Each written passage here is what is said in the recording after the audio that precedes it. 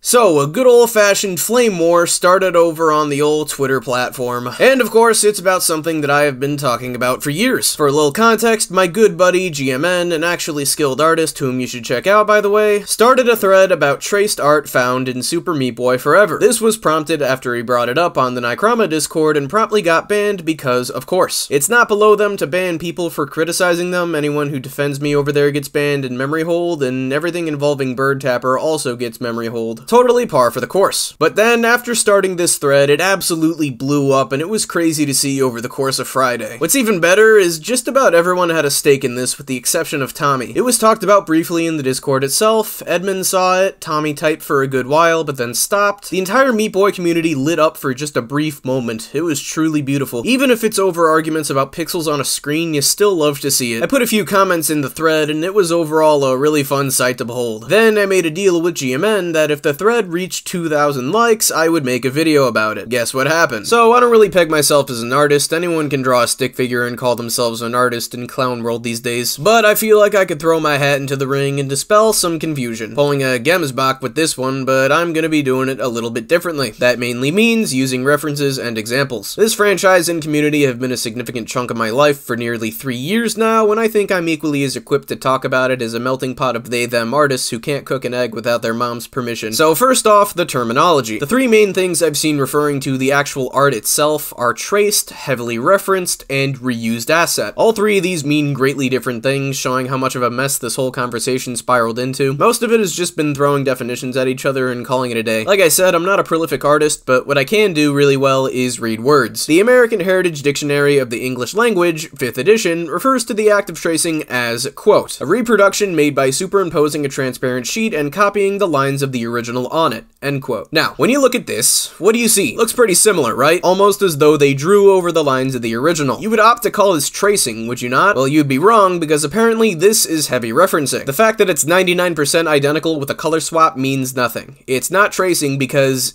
it just isn't, okay? Examples of this are seen all over the thread, and the amount of cope found within it just tickles my fancy. One particular funny example is the main fucking art for the cover of the game traces an old render of Dr. Fetus. This is the only time Dr. Fetus is shown to have arms in Super Meat Boy Forever, and the hand is a direct trace. If you want to get technical with this particular type of tracing is what is known as Frankensteining. This is when you trace a certain piece of the art and impose it in another place. The hand, along with the body, is very clearly traced and put into the cover to make it fit. What makes this even funnier is that the hand that they actually did draw has 4 fingers instead of 5. How they missed this will forever be beyond me, and if they had opened their eyes for 2 seconds and gave the right hand 4 fingers, this conversation would not be happening. Very clearly, you can see direct tracing with certain body parts flipped around or Frankensteined, especially here in this render. Plenty of people were jumping to this particular piece's defense despite the fact that it's the original face traced down to the pixel, if not isolated and just dragged on top of the layer, which is very possible, since I did this exact thing to make the intro for the channel, and the body is flipped around to make the thumb appear on the other side. This was done so the thumb would be visible in the character select screen this art was featured in. It's awfully weird what these people consider tracing. No one's posted an example, but I raise you with a hypothetical. If I make a song, but it has the exact same composition and structure as another song, but I change one singular note somewhere, is that an original song? No, that's what we call a cover. I'm not heavily referencing the original song, I'm just making the original song with a minor tweak. Even if I change up a couple of notes here and there, it's not an original song. I'm taking some liberties while the spirit of the original work is still there, when my main goal is to capture the spirit of the original work. It may be because tracing has been given a bad connotation, but at the end of the day, that's what it is. It's art that's drawn with the sole purpose of capturing the art that it's placed over. This particular classic girl example is another issue within itself. The artist for this game couldn't quite replicate the Edmund style, so it makes total sense that this isn't a new piece of art. It's just the classic Meat Boy render for the character select traced over and given a pink coat of paint, seeing as how Bandage Girl didn't have a render like this in the original game. Even in terms of the original game, she would have absolutely gotten a new render. The fact that they didn't take any liberties with taking the idea of the classic renders and making them fit in with the new style, which is very prominent in every other facet of the game's presentation, is telling. Because for classic Dr. Fetus, he didn't have a map animation for the original game. Lead animator Paul Tervord attempted to draw a new one in the style of Edmund, and it ended up looking like this. That's how you draw like Edmund, squiggly tism lines. It's not that hard, I guess. By all accounts, these examples lead into the main definition I presented. A majority of the contents of the art can be sourced back to an original work. Changing 1 or 2 notes doesn't make it new, it just makes it a copy. Now let's move on to heavy reference. This one is being thrown around incessantly on the defending side. You could call it tracing with sprinkles because that's basically what these people are likening the art to. Even that doesn't hold up. The definition of reference from the same dictionary is as follows, quote, the act of referring to something, end quote. I would be hard-pressed to look at any of these pieces and go, I get it, I just think, oh, they traced it. Referencing is very much a thing in art, but that mainly comes down to mimicking the proportions of another work while still having it be completely original to you. For a good visual, tracing is putting a piece of art on a lower layer and simply copying the lines. Referencing is looking at a piece of art and drawing what you see. Throwing the word heavy onto it then transforms it into what you see here, I guess. Here's an example of referencing. I made the drawing with the intention of referencing the action of the thumbs up and the smile, but it's very different from the actual art that I'm referencing. You would most likely call this back to Meat Boy's iconic pose, but it very much is not the pose. You then look at this, where the art is damn near identical to the original. A majority of the art is unoriginal, with certain parts directly taken from the original source. Are you about to look at me and say that these two are exactly the same? One uses the idea of the original, and this one just is the original with a few minor tweaks. Once again, no one has yet to provide an example of heavy referencing, so that leads me to believe that tracing is quite literally the same piece of art down to the pixel, with maybe a change in the color scheme, even though tracing is used in the context of lines, not the color scheme. Going back to the music hypothetical, if you made a song that has a similar composition to another song, but changed up the instrumentation or something, that would be a reference. In every sense, the term reference invokes transformativity, and the term tracing invokes copying. Here's an example of a song that references another.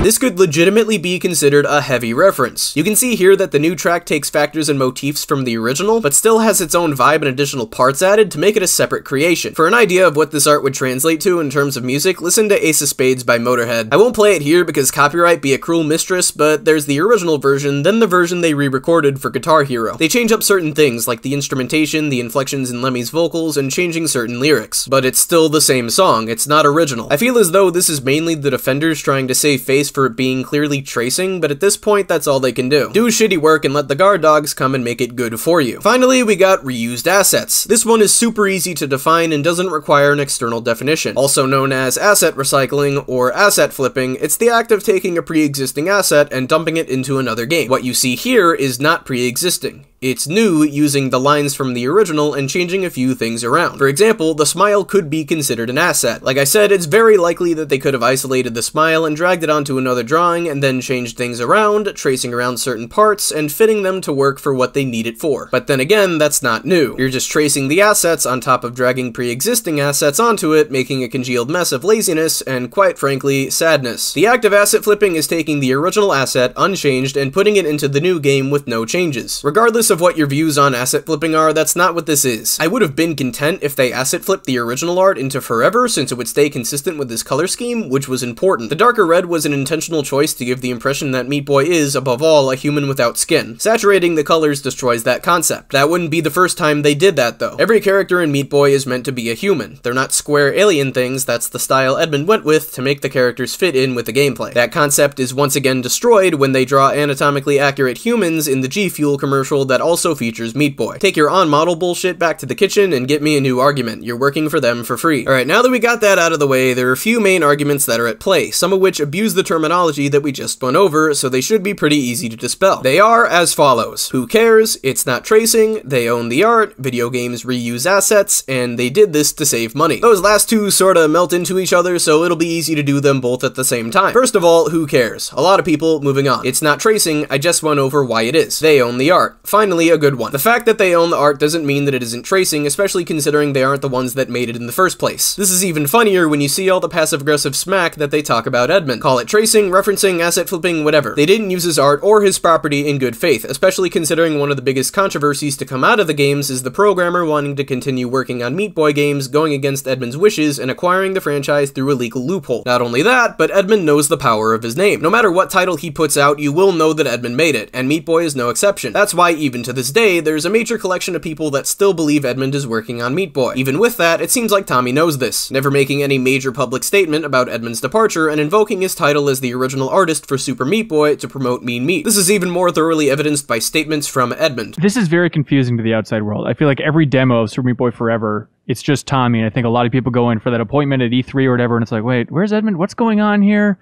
Yeah, so, I get that. I get a bunch of emails saying like, see you at PAX. I'll see you in the interview. And I was like, what? What's happening? It's like, no, sorry. I tried to let people know. I hope nobody's. I would feel comfortable. I would feel more comfortable if people knew that I wasn't there. But I know that that's probably not in everybody's interest to make sure that it's known that I'm not there. Okay, so I'm not. On top of that, here comes James Id from the Top Rope, who commented on this very thread on the side of the art being traced. Edmund made a quick comment on the thread, which reads, quote, "lol." End quote. Most people mistake this as Edmund laughing at GMN and his claims, but James Id shows up and confirms that this isn't the case. James's word is a very good one, considering he had to work with Tommy when Camdrome was in development before the split. It's also very likely that Edmund talked about this exact situation to his friends, considering how much losing Meat Boy bummed him out. Finally, James could very well be speaking for Edmund in this scenario, since the legal dispute that took place to divvy up the franchises might have left him tongue-tied. He said multiple times in the past that he can't comment on certain things out of fear that he'll get in trouble, and that he can't speak on certain things legally. As such, he noticeably walks on eggshells with everything he says, carrying on over to just about every time he's asked about Meat Boy and the split. His short reply here might be vague because of this, since anything said one way or the other could land him in some hot water. In every respect, they have every reason to trace his art and present the game as though Edmund is still involved. Video games reuse assets. This one holds the most water out of all of them, but context is important. Some of these comments come with examples of Nintendo doing the same thing, namely with Mario and Yoshi. For this kind of example, it's not as dubious considering the crazy amount of Mario content being put out. This one here is for art that was used for the new Mario vs. Donkey Kong remake that just came out. First of all, did you know that this game was a thing? I didn't until I looked it up. That's mainly the takeaway here. If Nintendo reuses an asset here and there, no one's gonna lose any sleep, especially when they're for innocuous spin-off titles like this. Most of the art for the mainline games is new. You then take a look at Forever, the next major game in the franchise that prides itself on its presentation, then the whole argument seems silly. I also love that they have to use shit like Nintendo, one of the most prolific video game companies in history, to make this argument. Present me with an indie game that pulls this shit, then we'll talk. They did this to save money is one of the silliest arguments yet because it holds zero water. For those who aren't in the loop somehow, after Tommy acquired the franchise, he signed a deal with Epic for a stipend to work on the game. This isn't uncommon for small developers to do, and it can lead to some amazing franchises getting off the ground. Hades is a great example. I do find it weird that they just gave Tommy the deal just like that, since I would think you would need to have a game that shows a bit of promise. It makes a little more sense when you realize Tommy once worked for Epic, likening his relationship to the people working there as friends. Yeah, that actually my backup plan, honest to God, was I was going to go work for Epic. Because I was in North Carolina, I had contacts at Epic, and I had my job previous to that was porting the Unreal 2X to the 360, so I knew the engine. So it's like, I was like, all right, well, I go to Raleigh, there's all my friends, and I'll just kind of settle into that. Per a Reddit post by Reviser007, he was able to deduce that the Epic deal has a payout of around $2 to $2.5 million, collected from information divulged by a community manager for a game that switched to this deal. If this holds true at all for the Forever deal, they had more than enough money to work on the game, plus an infinite amount of time as evidenced by the several delays the game went through. On top of that, Tommy's own account states that the game costed hundreds of thousands of dollars to make. Considering most people can make fantastic art with $0, it paints the picture of an art team that isn't just lazy, but intentionally doing this for a desired effect. This is also weird considering the rest of the art for the game, barring a few examples that were being discussed, are completely new. Sorta weird how they traced art for these very specific situations and couldn't bother to make new art. That's also taking into account the brand new art that they made for some of the other characters. It looks pretty good. I wish the legacy characters got brand new art like this. Why go all out for this, but then trace for this? Why were they in such a hurry here, but not here? It don't make no sense. I could go on for way longer dissecting each and every comment in this thread, but the simple fact is that this is just a classic example of a bunch of people jumping onto a subject that they don't know what they're talking about and swinging wild until the other guy falls down. I've been following this game for quite a while, and the fact that this is a discussion at all is very silly. I hope this video sheds some light on the subject though. Seeing the modern day Meat Boy community really puts into perspective how fucked fan bases are nowadays. Seeing people who don't even like Meat Boy act like authorities on it is some next level shit, especially when those people compared apples to oranges with comparisons comparisons to Nintendo games, further extenuating the lack of context their arguments contain. This all culminates into the community note that was written for this thread. It reads, quote, "The artist, Edmund McMillen, did draw the original characters shown in the thread. Since then, though, he has sold the rights to the Super Meat Boy team. This art may have been traced over, but they own the rights to it, so it's not a problem like the OP makes it out to be."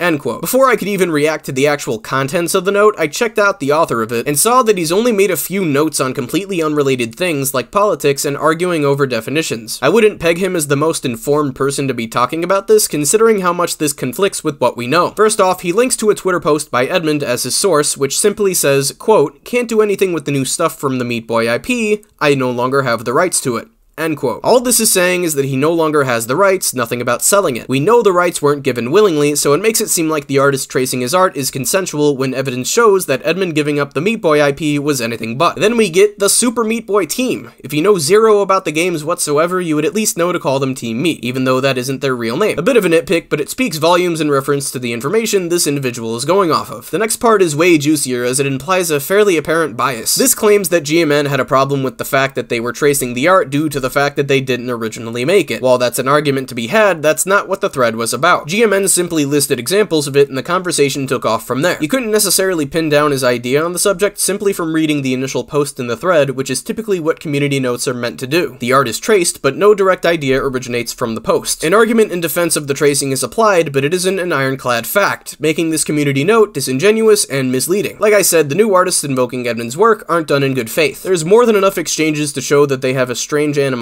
towards Edmund, most likely because they were only told Tommy's side of the split. It makes no sense for them to want to walk all over him and the original game, then present his older art despite absolutely having the facilities to make new art, and going even further to try and trick people into thinking that Edmund is still involved. It only makes sense that the only conversation we can have about the game almost exclusively concerns the man that wasn't even a part of it.